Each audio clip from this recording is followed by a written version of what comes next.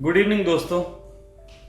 आज बहुत दिन बाद आप लोगों के बीच आया लाइव में। वैसे तो मुलाकातें होती रहती हैं आपसे। अभी जो मैं थोड़ा सा बातचीत करूँगा, ये अलीगढ़ अभी मैं गया था, तो वहाँ पे कुछ मित्र ओशो सन्यासी इकट्ठे हुए। तो उस यात्रा को लेके कुछ बातें और उस यात्रा से संबंधित कुछ बातें जो कि अभी मेरे पास मैसेजेस आ रहे हैं बहुत सारे, अलग अलग तरीके के लोगों के व्यूज़।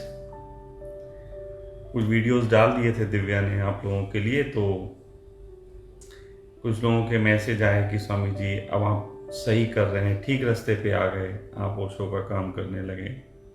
कुछ मित्रों के मैसेज आए कि आप गलत कर रहे हैं, आप पहले जैसे रंग में रहिए। कुछ कह रहे हैं कि क्या हुआ, शायद लगता है वक्त की वजह से आपने ऐसा कर दिया, कुछ दिक्कतें आई होंगी तो आपने फिर वही सब शुरुआत कर दिया। अजीब अजीब तरीके के मैसेज। अब मुझसे पूछ लेते हैं, इतना तो कम से कम इतने दिनों में समझ ही गए होंगे कि अगर कोई बात है मुझसे पूछो, मैं खुद ही सब सच सच बता दूंगा। इतने छुपाने की कोई बातें हैं नहीं।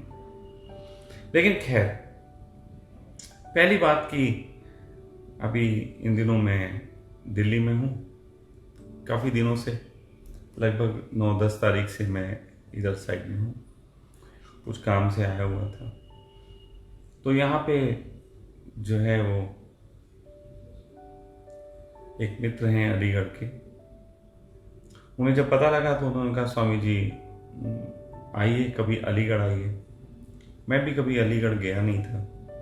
कुछ वक्त भी निकला 2-3 दिन का ऐसा कि मैं उस समय फ्री था, तो मैंने कहा चलो अलीगढ़ की यात्रा करते हैं। तो मैं अलीगढ़ उन मित्र के यहाँ चला गया। तो उन्होंने अपने तरीके से वहाँ पे और मित्रों को इनविटेशन देके, मेरे बारे में वहाँ जानते हैं सब, ओशो सन्यासी बहुत सारे वहाँ पे, उन्होंने उनको मिलने के लिए बुला लिया। मैं एक दिन के लिए गया था सिर्फ वहाँ पे। तो उन्होंने जब लोगों को बुलाया और मेरी उनसे चर्चा हुई, तो मुझे ऐसी प्रतीति हुई कि शायद 1-2 दिन अभी मेरी यहाँ ज़रूरत है। अब मेरी जब ज़रूरत है मैं कहता हूँ तो एक तो लग सकता है मेरी ज़रूरत, और एक लग सकता है मैं जो देना चाहता हूँ, मैं जो करना चाहता हूँ उसकी ज़रूरत। जिसको जो सोचना है सोचो, मुझे कोई ऑब्जेक्शन नहीं है इस पर। तो फिलहाल इस तरीके से मैं वहाँ उन मित्रों के बीच रहा, घूमा फिरा, खाया पिया, अलीगढ़ को देखा, अलीगढ़ में यूनिवर्सिटी देखी, वहाँ की गलियों और बाज़ारों से गुजरा। मुझे अच्छा लगा। अलीगढ़ में कुछ खुशबू है, अलीगढ़ में कोई बात है, ये दिल को इस तरीके की वहाँ आवाज़ आई। तो बहुत अच्छे 3 दिन गुजरे। बहुत सालों बाद मैं ओशो सन्यासियों के बीच इस तरीके से उपस्थित था, और बहुत सालों बाद ऐसा लग रहा था कि सन्यासी मुझे सुन रहे हैं। वरना तो कहीं ना कहीं तकरार हो जाती है, वरना कहीं ना कहीं उन्हें ऐसा लगता है कि मैं ओशो का विरोधी हूँ, या मैं अपने ढंग से ओशो की विधियों को तोड़ मरोड़ रहा हूँ। तो इस बात को लेकर मोस्ट ऑफ तकरारें होती हैं। मैं क्या कर रहा हूँ ये तो मैं ही जानता हूँ। फिलहाल मैंने काफ़ी समय से ओशो सन्यासियों के बीच किसी तरीके के सेशन लेना बंद कर रखे थे। तो वहाँ उन लोगों की जो स्वीकृति थी, उसके पीछे उनकी समझ का स्तर अच्छा हो जाना, उनके हृदय का शुद्ध होना, या मेरे जीवन की संघर्षों को देख के वो स्वीकृति पैदा हुई। मैं नहीं जानता ये स्वीकृति उन लोगों के अंदर किस वजह से थी, लेकिन अच्छी थी। मुझे वहाँ कुछ मित्र बहुत प्यारे मिले। तो इस तरीके से जो एक आयोजन हुआ, जहाँ पे उन्होंने मुझे मेरे तरीके से बात कहने की छूट दी। जब मेरे तरीके से बात कहने की छूट दी तो निश्चित ही मैंने भी उन्हें थोड़े से वो लम्हे दिए, जैसे लम्हों का उन्हें स्वाद है, जैसे लम्हों की उन्हें आदत है। तो एक अच्छी मीटिंग, एक अच्छी वार्ता, एक अच्छा सानिध्य हमें भी मिला। शायद उन मित्रों को भी ऐसा मैं महसूस करता हूं कि मिला होगा। तो वहां से लौटने के बाद ऐसा एक ख्याल आया, कोरोना काल है, बहुत शहरों में सन्यासी होंगे, मुझे लगभग हर शहर से लोग जानने वाले हैं, जो मुझे जानते हैं, सुनते हैं, नहीं आ पाते हैं आश्रम में क्योंकि अत्यधिक खर्चे हैं। निश्चित ही आश्रम की व्यवस्था की वजह से वो करने पड़ते हैं, और दूसरा मेरा अपना एक ढंग है जिस ढंग के तहत ही मैं काम करता हूं। तो ऐसा एक विचार आया कि यदि किसी शहर में सन्यासी मित्र हैं, वो चाहे किसी भी व्यवस्था से जुड़े हुए हों, अगर वो अपने शहर में ऐसा लगता है कि मेरे वहाँ आ जाने से उनकी मैत्री में, उनके स्वाद में कोई कमी नहीं आएगी बल्कि इजाफा होगा, तो वो मुझे वहाँ पे निमंत्रण दे सकते हैं और मैं वहाँ आना पसंद करूँगा। जैसे मैं पहले ही कह चुका हूँ कि मेरी कोई बहुत अधिक अब जिम्मेदारियाँ नहीं बची, जो भी है जी रहा हूँ उस जगत के लिए, या जगत में हूँ तब तक जी रहा हूँ लोगों के लिए। तो इसके तहत मैं आश्रम के अलावा वहाँ भी जाना पसंद करूँगा। इसे आश्रम के जो बच्चे हैं उनमें से हर बार हर शहर अलग अलग बच्चों को घूमने के मौके भी मिलेंगे। वो आश्रम में ही रहते हैं, तो मुझे लगता है उनको भी बाहर निकलना चाहिए। फिर इन्हीं में से कुछ बच्चे और तैयार होंगे जो आप लोगों के बीच शिविर ले सकते हैं, अपनी बात कह सकते हैं। ये आने वाला भविष्य है।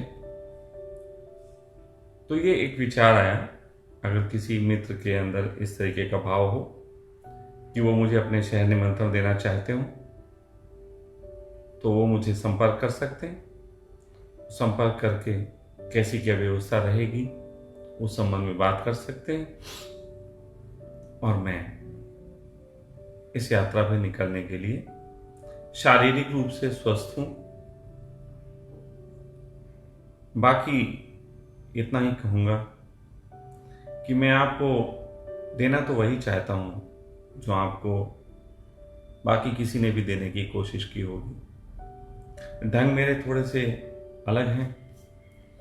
आज एक लड़का मुझसे बात कर रहा था, उसका कॉल आया था, तो उससे बात करते करते उसने मुझसे कहा, स्वामी जी आपको सुना, बाकी जितने भी लोगों को सुना है आज तक अतीत में, सबने कहीं ना कहीं कोई ऐसी चीज़ दी है कि बड़ा चित्त भारी हो गया, लेकिन आप बड़े हल्के शब्दों में, हल्के तरीके से अपनी बात रख देते हैं। और फिर उसने मेरे एक लेक्चर का जिक्र किया जिसमें मैंने भय के ऊपर बोला है कि दुनिया में बोलते हैं काम क्रोध सब, ये लोभ मोह, ये सारा चीज़ें जो हैं वो रोग होती हैं, लेकिन मैं सिर्फ भय को ही एकमात्र रोग मानता हूं, बाकी रोग नहीं है, बाकी तो लक्षण हैं। तो उसे ये बात बहुत अच्छी लगी। तो चर्चा के दौरान जब उसने शुरुआत की, मुझसे फोन पे बातचीत की, तो वो एकदम घबराया हुआ सा था, परेशान सा, एकदम कि स्वामी जी मैं आपसे बात कर रहा हूँ, पहली बार बात कर रहा हूँ, थोड़ा किसी से बात करता हूँ इतना हेजिटेशन नहीं होता, आपसे बात करते हुए मैं कैसे करूँ, क्या करूँ। तो मैंने उससे यही कहा, मैंने कहा कि देखो आराम से बात करो, मित्रवत बात करो, जैसे हो वैसे बात करो। तो पूरी दुनिया में जिन्होंने भी देने की तुम्हें कोशिश की, शायद उनसे तुम्हारी दूरियां अधिक हैं। उन दूरियों के कारण वो जो तुम्हें देते हैं वो भी तुम भयभीत होकर लेते हो, बहुत भारी भारी तुम्हारे ऊपर है। इसीलिए सबने कहा कि, ओशो ने कहा कि गुरु की जरूरत होती है, जीवित गुरु की, जिसके सानिध्य में तुम समय बता सको। मैं भी कहता हूं, लेकिन मैं इसे कहने के साथ साथ थोड़ा अपनी शैलियों में भी मित्रता रखता हूं सदा। मेरी शैली में ही वो मित्रता होती है कि आपसे अभी भी बात कर रहा हूं, आपको मित्रवत लगेगा, क्योंकि इससे पहले कि आप मुझे मिलो, मेरा ऐसा मानना है कि आपने मुझे सुना तो हम मिल ही लिए। उस मिलने में अगर आप मुझे मैत्री भाव से सुन पाए तो निश्चित ही मेरी बातें आपके लिए कांटे का काम नहीं करेंगी जो चुभ जाता है, बल्कि उस कांटे का काम करेंगी जो बाकी कांटे चुभे हुए निकाल देता है। तो मुझे सुनने का ढंग मित्रवत है। उसी तरीके से यदि आप मुझे अपने शहर में भी निमंत्रण देते हैं तो मित्रवत निमंत्रण दें, लेकिन एक चीज का और स्मरण रखें, अगर वो नहीं रखा तो दूसरी भूल हो जाएगी। पहली भूल तो ये हो सकती है कि तुम मुझे गुरु मानो।